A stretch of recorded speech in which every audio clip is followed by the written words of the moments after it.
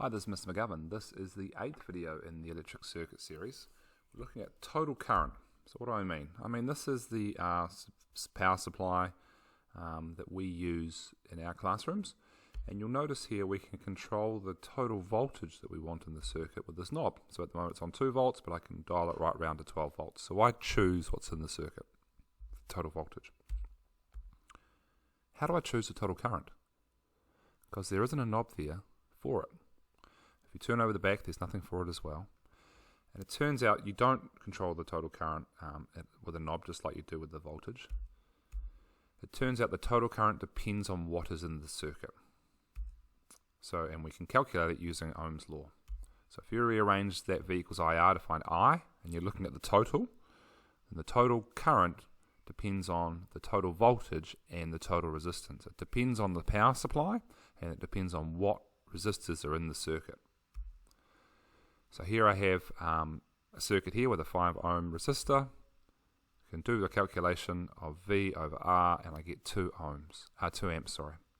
Now, the language I use is I don't say that the current is, I don't say it's not given by the supply. 2 amps isn't given by the power supply. Rather, I say the total current is drawn out from the supply. Using that change of language always makes me think that the current is a result of what's in the circuit. I deal with what's in the circuit first, and then I work out how much is pulled out of the supply. So, the formula for total current V over R, what we've got is an inverse relation between the total current and R. What that means is one gets bigger, the other gets smaller. So if I've got a large resistance in my circuit, I've got a smaller I. And that makes sense, right? Resistance, the definition is how much it resists the flow of current. So if I had 3 circuits here, and I wanted to see how much current's drawn from the battery in each circuit, which circuit draws the most current? So you might want to even pause it first and have a little guess based on, remember it's based on the resistor in the circuit, resistance in the circuit. Well, let's do the calculation. Again, this is total voltage over total resistance. The first one's easy because it's just 12 over 6 is 2 amps. The second one, I've got 2 6 ohm resistors in series, so the total is 12. That's down to 1 amps. So when I put this extra bulb in, I've got less current drawn from the battery than in the first circuit. Now I have 2 6 ohm resistors again, but they are in parallel.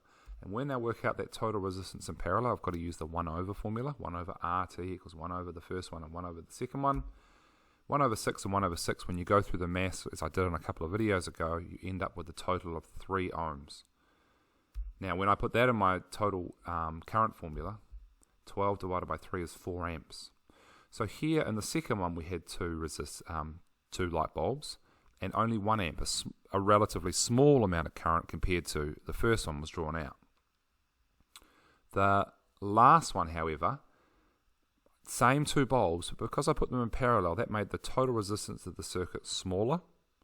A smaller resistance in the total circuit draws even more current out, and so they had the most current. This is a concept that is very often overlooked by students all around the country. So it's one, if you're certainly going for excellence, you really have to be able to wrap your head around.